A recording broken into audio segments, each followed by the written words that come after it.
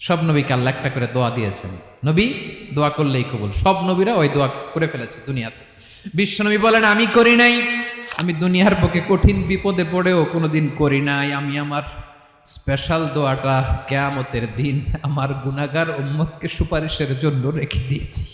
আজকে আমি তোমার দরবারে দাঁড়িয়ে কিয়ামতের দিন ওই দোয়াটা করছি, আল্লাহ আমার যে উম্মতের হৃদয়ে যাররা পরিমাণ ঈমান আছে, আমার একটা উম্মতকেও তুমি জাহান্নামে ঢুকাতে পারবা না।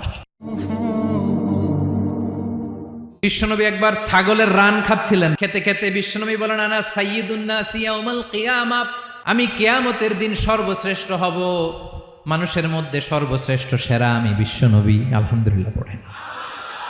বিশ্বনবী বলেন সেদিনটা বড্ড ভয়ঙ্কর, সেদিন কেউ কারো কোনো উপকারে আসবে না, বন্ধু বন্ধুর কাজে আসবে না, স্ত্রী স্বামীর উপকারে আসবে না, স্বামী স্ত্রীর উপকারে আসবে না, পীর সাহেব মুরিদরে বাঁচাতে